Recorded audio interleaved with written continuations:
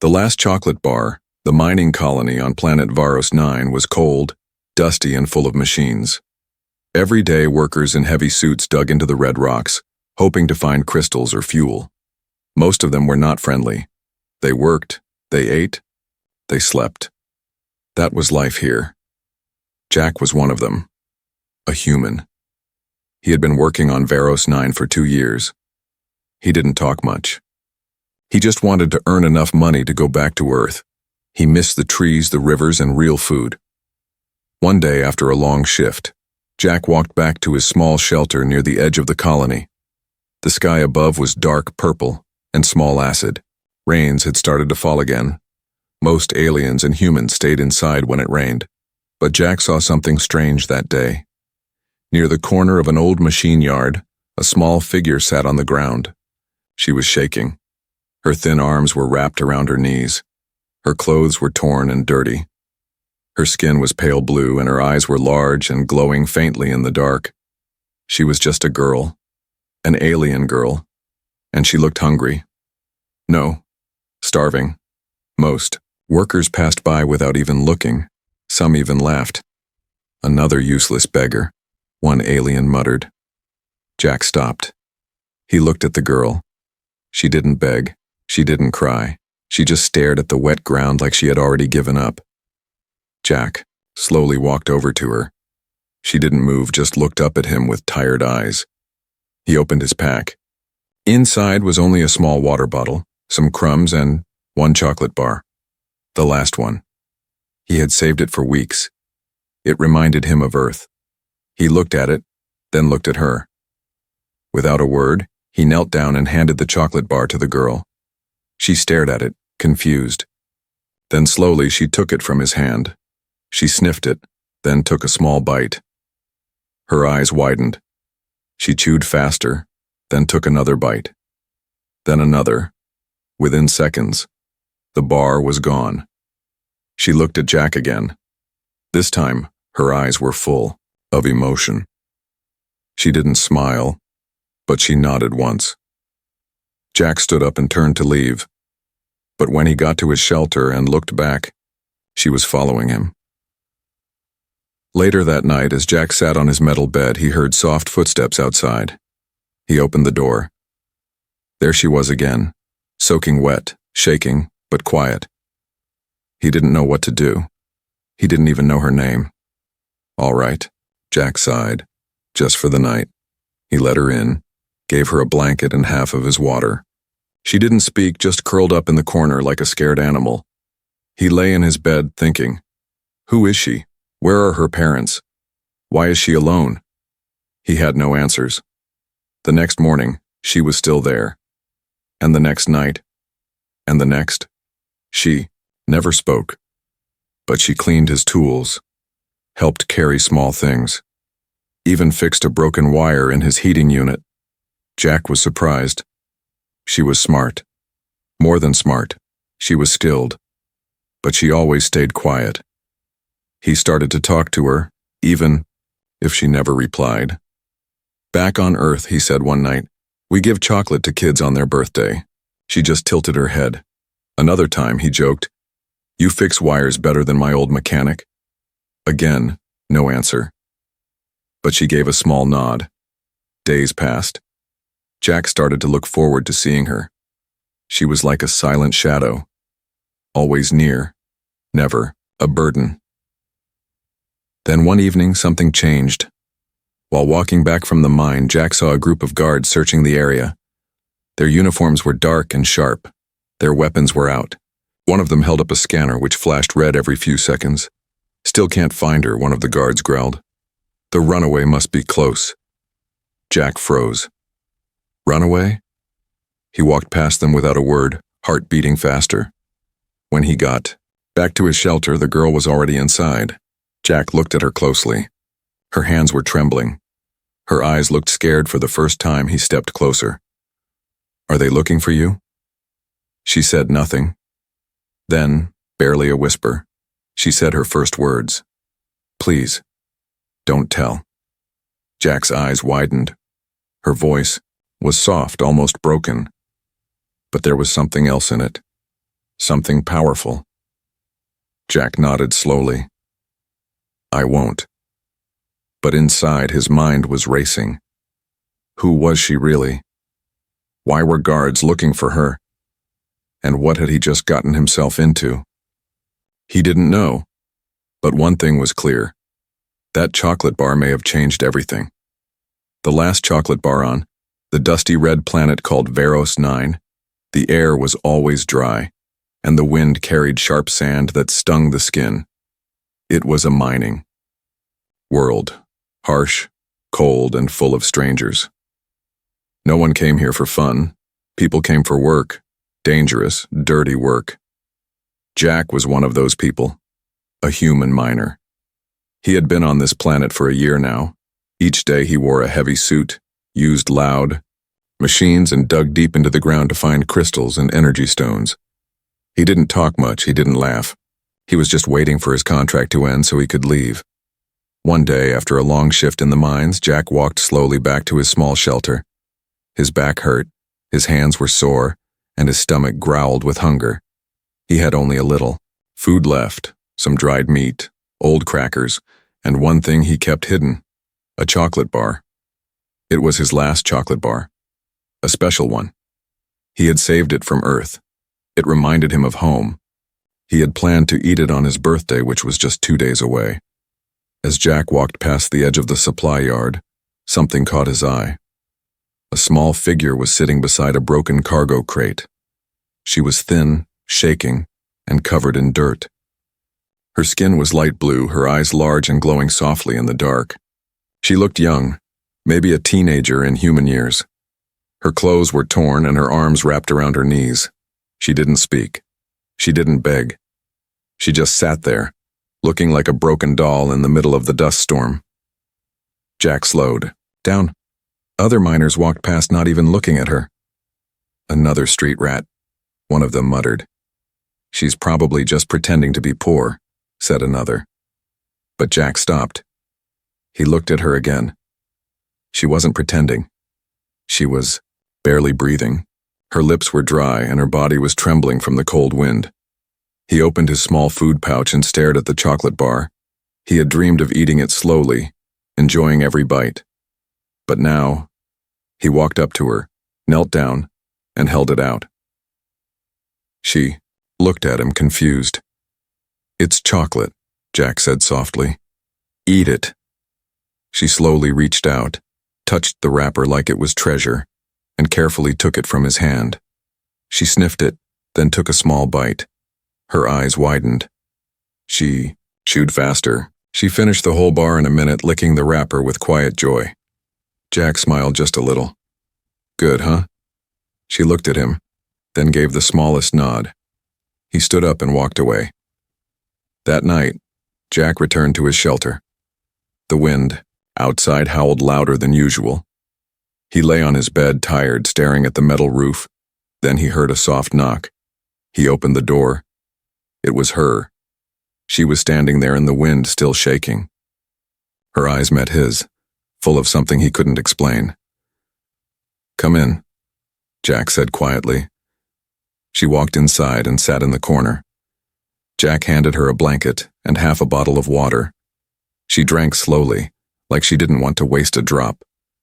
She didn't say a word. Jack didn't ask anything. He just watched her as she fell asleep on the floor. The next morning, she was still there. Jack packed his tools, ready for another day of mining. You can stay here, he said, before leaving. She said nothing, but nodded again. Days passed. The girl stayed close. She still didn't speak, but she started helping Jack in small ways, fixing wires, sweeping dust, carrying light tools. She moved quietly, like a ghost. Jack started talking to her sometimes, even if she didn't answer. You care? No, he said one night. Chocolate is rare out here. She tilted her head. That was my last one, he added. She looked down. Then she took a piece of her torn cloth and handed it to him like a gift. Jack didn't understand, but he took it. Thanks, he smiled. But something strange started happening. Guards from the station began searching shelters and asking questions. Have you seen a blue-skinned girl? Young, small, quiet? Jack said no. Inside, he felt a twist in his chest. That night, she sat near the heater, hugging her knees. Who? Are you really? Jack asked. She didn't look at him, then she spoke very softly. Please, don't give me to them. Jack froze. It was the first time she had spoken.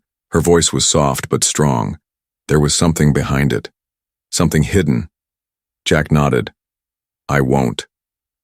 But in his mind, many questions began to form. Who was this girl? Why were they searching? For her? And what had he gotten himself into? All this, from sharing one chocolate bar. Her silent gratitude. The power grid failed that night. Jack woke to darkness. The heater had shut off, and cold air crept into the metal shelter. His breath turned to mist. Tools clinked outside as strong winds pushed against the door. He sat up, rubbing his arms. Then he noticed something strange. The wires behind his heater were glowing. He stood and stepped closer. They weren't just glowing. They were fixed. Yesterday, the heater had been making strange sounds. Jack thought he would have to shut it down soon, but now the wires were neatly repaired and the blinking red light was gone. He turned around and saw her. The alien girl was curled up near the wall, eyes half closed, holding one of his old tools in her hand like a teddy bear. Jack stared in silence. She had fixed the heater, without being asked, without saying a word. In the days that followed, she continued helping him silently. She cleaned his broken power gloves, found loose parts around the mining yard, and even rearranged his tools better than he ever had. She never made a sound while working and never expected praise. She was like a quiet shadow, but always watching, always helping. Jack tried talking more. Where did you learn to do that? He asked one morning, holding up a scanner she had repaired. She only looked at him, then turned her gaze back to the window. Another time he asked, Do you have a name? Still nothing. So he gave her one.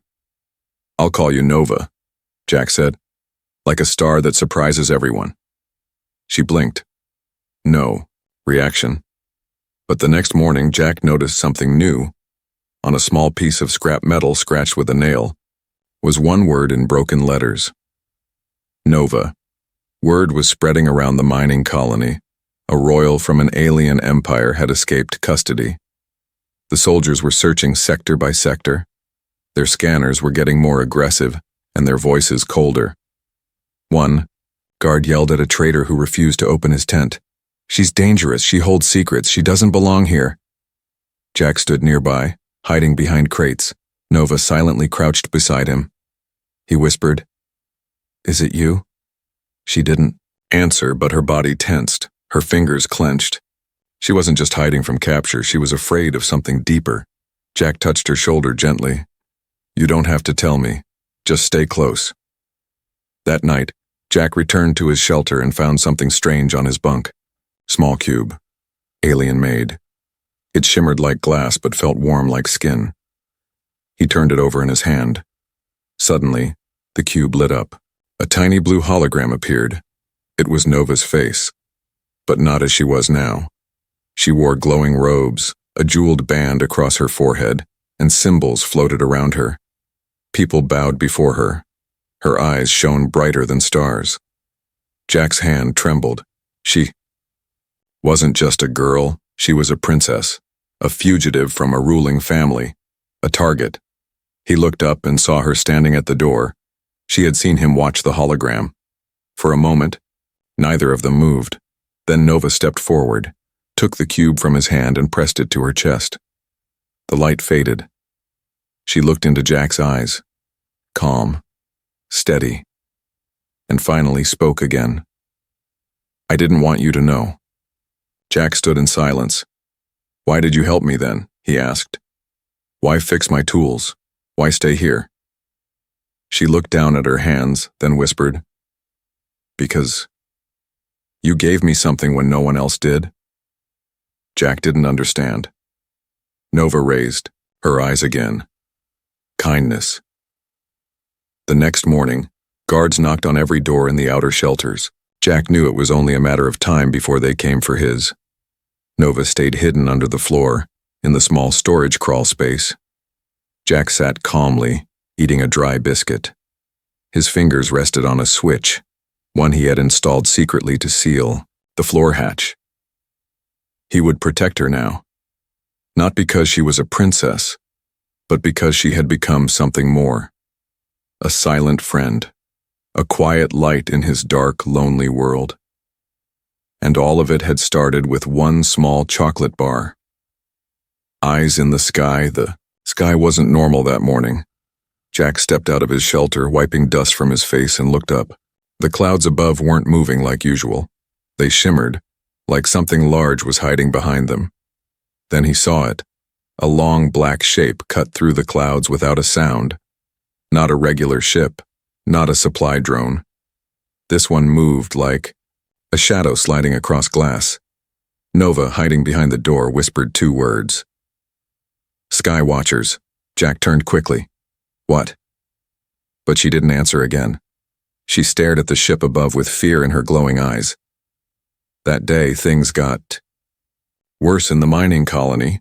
New guards arrived, wearing dark armor with blue lights across their chests. Their leader wasn't a soldier. He was a seeker, the ones trained to track royal blood through energy signatures. Jack had heard stories about seekers. They didn't need scanners. They used their minds. They walked through shelters, pointing at people, reading emotions like books. Jack came home early. Nova was sitting cross-legged on the floor, staring at the heater. He closed the door fast and whispered, "They've brought in a seeker." Nova's head lowered. "Then it's almost over." "No," Jack said. "I'll get you out of here." She looked at him like he'd said something impossible. "You can't," she said quietly. "They smell my blood. They always find me." Jack leaned closer. "You fixed my heater with junk. You can read energy flows. You're not some helpless royal." She stared at him in silence. He placed his hand on hers. "We fight together." That night, Jack made a plan. He used old mining maps and power grid logs to find a hidden vent tunnel behind the cliffs. It hadn't been used in years, but it led to the canyon. If they could reach it, they might escape the colony before the seeker got close. He packed his gear, light tools, 2 ration packs, 1 old flashlight, and turned to Nova. She had her head down, fingers tracing lines in the dust. "Nova?" he said gently. She looked up, her face serious. "If we run," she said, "they will chase you. They might kill you." Jack gave a small grin. "They might. But I'm not running from them. I'm running with you." As they reached the canyon, path under cover of night, the wind picked up. But something strange happened. Nova stopped walking. Her head turned sharply. Then Jack heard it too, a humming sound, low and growing. He looked up, and his heart sank. A drone. Floating silently, a red eye blinked from its belly. It had seen them. Nova raised her hand, faster than Jack expected, and a pulse of blue light shot from her fingers. The drone exploded in the air. Jack stared in shock. What was that?" She didn't speak. Instead, she turned and said, "Run." Back at the colony, alarms blared.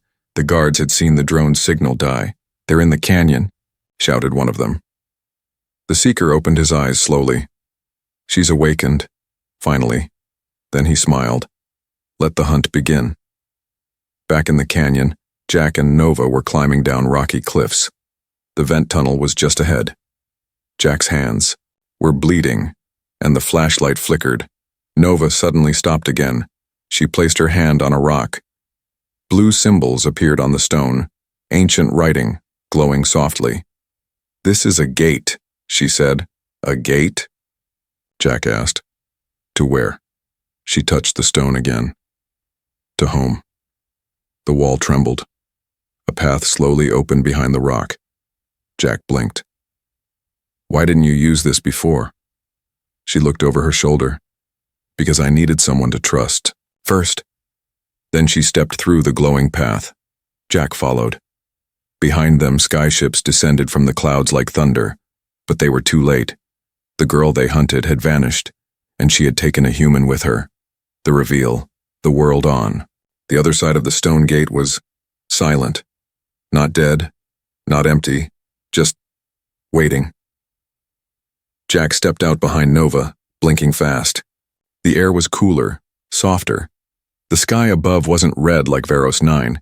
It was dark blue with silver clouds that moved like smoke in water. Strange, glowing trees stood all around them, tall and bending like they were listening. Nova stood in the center of the clearing, perfectly still. Then she dropped to her knees. "Nova?" Jack asked, stepping forward. She touched the soft ground with her fingers and whispered, "I never thought I'd return here. Alive." Jack looked around. It didn't feel like a normal place. There were no buildings, no lights, no machines. Just nature, but it pulsed with power. The roots of the trees glowed faintly under his boots. The air carried music, like distant chimes. "What is this place?" he asked. Nova slowly stood and faced him. "This is my world, not a city, not a throne room. This is where my people began." Jack's eyes widened. "You mean like ancient lands?" She nodded. "Sacred lands. Only royal blood can open the stone gate." Jack looked back at the wall they came through. It was now closed, gone, like it had never been there. "Then why bring me?" he asked. Nova stepped closer. "Because I need you to see what they fear." She led him to a quiet pool of water. Its surface was like glass. When Nova waved her hand over it, images began to rise, floating like smoke. He saw her as a small child wearing robes of silver and gold, standing beside taller aliens in high crowns. He saw guards kneeling. He saw Nova looking up, her eyes glowing, too brightly even for her kind. Then he saw fear, not in her but in those around her. "They called it a gift," Nova said, "but they feared it. I could feel too much, see things before they happened. They said I was a danger, that I would ruin the order." Jack swallowed. "So they tried to kill you?" "Yes," she said simply. Jack sat down beside the pool, watching the pictures fade. "You're not a danger," he said. "You're the kindest person I've met in years." Nova looked at him with soft eyes. "Because you saw me when I had nothing. No power, no name, just hunger." Jack gave a half smile and a sweet tooth. Nova smiled too, small, but real. But peace never lasts long. The trees around them suddenly bent from a strong gust of air. Jack stood fast. From above, something huge and black dropped from the clouds. A hunter ship. The gate had been traced. They were found. Nova's body went tense. "The Seeker," she whispered. Jack reached for the old tool belt on his side. "We fight, right?" But Nova raised a hand. "No, you go. There's another gate through the mountains. You can still leave." Jack looked shocked. "I'm not leaving you." Nova stepped forward, her body glowing faintly now. "You shared?" "Your last chocolate bar," she said. "But I won't let you share my war." Suddenly the ground shook.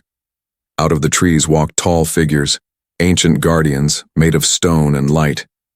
They rose from the earth like sleeping giants. Nova closed, her eyes, her voice steady. "It's time they remember who I really am." Jack stared as her body lifted from the ground, floating, glowing brighter, her arms stretched to the sky. The trees bent toward her. The earth trembled, and far above, the hunter ship began to shake. Jack could barely believe what he was seeing. The poor alien girl who once sat in the dirt eating his chocolate was now calling lightning from the clouds. The protector Jack didn't run.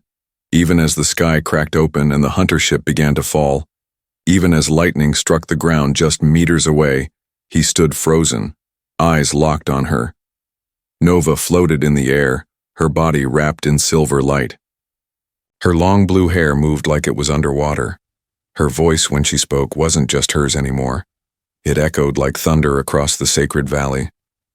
"I am Nova Velshari, rightful heir of the stellar crown." Stone guardians rose behind, Her. The land itself seemed to breathe with her power, and yet, she looked down at Jack softly. Like nothing had changed. Like she was still the same girl who once trembled in the cold and tasted chocolate for the first time. The hunter ship tried to fight back. Missiles launched from under its wings, racing toward the glowing girl in the sky. Jack's heart jumped. He didn't think. He just ran. He grabbed a broken mining shield from the ground, leaped onto a stone ridge, and stood in front of her, arms wide, shield raised. Even if it didn't matter. Even if he was powerless. He would protect her. The missiles never reached them. A glowing dome of blue energy burst from Nova's hands, wrapping around them both. The missiles hit the shield and exploded, in midair, scattering fire into the trees, but the dome held strong. When the light faded, Nova floated gently back to the ground. She looked at Jack with tears in her eyes. "You didn't have to do that." "I did," Jack said, breathing hard. "You're not alone anymore." Behind them, the stone guardians marched forward. They crushed the remains of the ship, tore through the metal like paper, and turned to face the forest. Dozens of black-armored troops had landed. At the center stood the Seeker. He was tall, pale, and covered in strange tattoos that moved across his skin like snakes. His eyes glowed red. "So, the spark lives," the Seeker said, stepping forward. "And you've bonded with a human." Nova stepped in front of Jack. "Touch him, and I will tear the stars from the sky." Jack blinked. She wasn't bluffing, but the Seeker only smiled. "Let's test that, shall we?" He raised his hand and the soldiers opened fire. Stone guardians clashed with soldiers. Beams of red and blue lit up the battlefield. Trees caught fire. The ground cracked. Nova moved like light, fast and full of grace, her hands glowing with every strike. She threw walls of force, waves of power, and shields of energy to protect Jack wherever he stood. And Jack, though not powerful, helped her, too. He used his mining tools to distract enemies, blind drones, and dig traps in the soil. He stayed close, her shadow on the battlefield. Then the Seeker joined the fight. He moved through the fire like a ghost, his fingers sharp with energy. He struck at Nova with a blade made of red light. Nova blocked it, but barely. He was fast. Too fast. Jack watched, helpless, as she stumbled under the pressure. The Seeker whispered, "You've grown strong, girl, but not strong enough." He raised his blade, aimed for her heart. And then, Jack jumped in between. Again. The blade pierced his side. Time froze. Nova screamed. Jack fell to the ground, bleeding, barely conscious. The Seeker laughed. Until he noticed something. His hand, the one holding the blade, was turning to stone. His smile vanished. Nova stood shaking, her power building faster than ever before. "You hurt him." The trees howled. The ground cracked. And then she changed. Her body flared with silver fire. Her voice echoed across the stars. The Seeker screamed as roots of glowing crystal burst from the earth, wrapping around him, dragging him deep into the ground. Then silence. Nova fell to her knees beside Jack. His blood stained the soil. But he smiled. "You okay?" he whispered.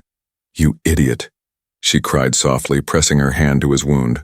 "Why did you jump in again?" Jack smiled weakly. "I told you, you're not alone." And then, darkness took him. Betrayed by a friend, Jack woke up to the sound of laughter. Not evil laughter, not the enemy. It was warm, familiar. He blinked slowly, vision still blurred. He was lying on a bed of soft moss inside a glowing cave. A faint blue light pulsed from the walls like a heartbeat. Across the room, Nova was laughing for the very first time. She was talking to someone. A human voice replied. Jack sat up, confused, clutching his bandaged side. The man standing beside Nova turned around. Jack's mouth dropped open. Riley. Riley was Jack's old mining partner. They had worked together on Varos 9 for months before Riley transferred to a richer zone. Jack hadn't seen him since. Now, here he was, in the middle of an alien sanctuary, laughing with Nova like they were old friends. Riley rushed over.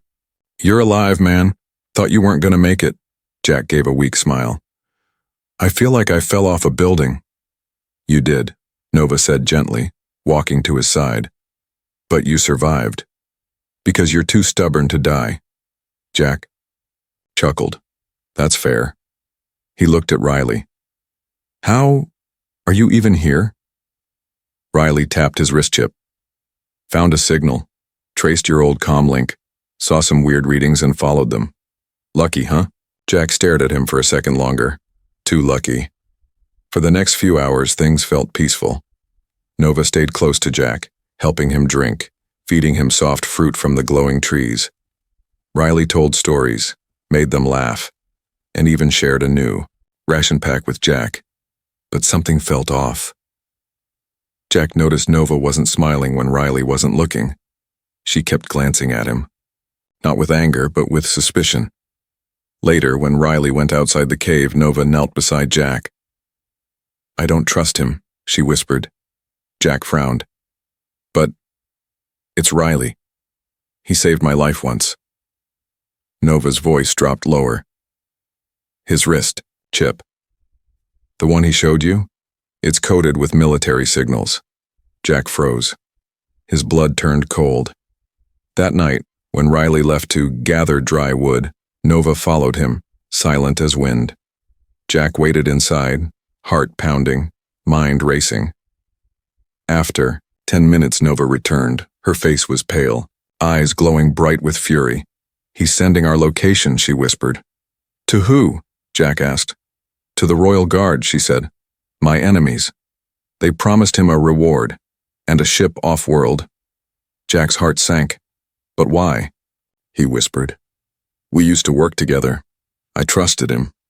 Nova put a hand on his shoulder. "Sometimes the worst traitors wear the friendliest smiles." Suddenly a blast rocked the cave entrance. Smoke filled the air. Jack coughed, shielding his eyes, through the firelight. Riley stepped inside. He wasn't smiling now. Behind him stood 6 armed guards in golden armor. "I'm sorry, Jack," Riley said. "They offered me freedom. You understand, right? I just wanted to go home." Jack stood up despite the pain. "You traded her for your ticket off-world?" "She's not what you think," Riley snapped. "She's dangerous. Look at what she did to that seeker." Nova stood calm behind Jack. "I didn't destroy him for power," she said. "I did it to protect." The guards raised their weapons. "Move," one of them said to Jack. Jack stepped forward. "No." Riley's face twisted in frustration. "Why? Are you still protecting her? She's not even human." Jack's voice was steady. "She's more human than you ever were." Suddenly the walls of the cave lit up. The crystals embedded in the stone began to glow and then sing. It wasn't music, it was energy. The sound pushed the guards back, blinded their visors, made them drop their weapons. Nova stepped forward, eyes full of quiet sorrow. "You came here for war," she said, "but you'll leave with nothing." She raised both hands and the cave itself responded. Roots burst from the walls, grabbing the soldiers and pulling them into the stone. Riley screamed as the ground cracked beneath him. Jack reached out, but Nova stopped him. "He made his choice," she whispered. The last thing Jack saw was Riley's shocked face, before the earth swallowed him whole. Then silence. Just the wind. Just Nova. Just Jack. Still standing. Still together. The new alliance. The war ended in silence. No final explosion. No loud victory. Just peace. When the cave stopped glowing and the last echo faded into the wind, Jack stood still, eyes wide, heart quiet. The enemies were gone. The betrayal was over. And Nova. She stood in front of him, glowing with soft silver light, tears silently rolling down her cheeks. But she wasn't crying from fear or pain. She was crying because, for the first time in her life, she was free. Days passed. The valley healed. Burned trees grew fresh leaves. The sky grew clearer. The stone guardians now still stood watch like statues of old legends. Jack's wound slowly recovered. Nova brought him rare fruits and used glowing herbs to ease his pain. She didn't speak much those days, not because she was afraid, but because words weren't always needed anymore. They would sit under a glowing tree together, watching the stars. She would rest her head on his shoulder. He would smile, knowing the universe had changed, all because of a single chocolate bar. One morning, Nova woke Jack early. She wore ceremonial robes, soft, flowing cloths that shimmered like starlight. Her long, blue hair was braided with glowing flowers. Jack blinked, sitting up. "What's the occasion?" Nova smiled. "The spirits of my ancestors have made a decision." He frowned. "What kind of decision?" "You protected me," she said. "You stood between me and death. You offered kindness with nothing in return. That kind of bond cannot be ignored." Jack stood, brushing dirt off his shirt. "So, what now?" Nova stepped forward. "You must stand before the circle of flame," Jack blinked. "That sounds painful." She laughed softly. "It's only a name. It's a tradition." They walked together to the ancient circle, tall curved stones surrounding a glowing pool. Blue fire danced on water, never burning, never fading. Nova turned to Jack. "This is where a royal chooses a bond. Not of blood, not of duty, but of heart." Jack's eyes widened. "Wait, are you saying—" Nova reached out, placing her hand on his chest. "I want you to stay, as my equal. Not a servant, not a soldier, not even a protector. Just you." Jack looked at the fire, then at her. "You're serious?" She nodded once. "I am the last of my line, and you are the only one who ever saw me. Not as a weapon, not as a title, just as Nova." Jack stepped forward. He placed his hand in the flame. It didn't burn. Instead, it pulsed. Like a heartbeat. Like her heartbeat. He turned to her, smiling. "Then I guess I'm yours." Nova stepped into the flame with him, her fingers lacing with his.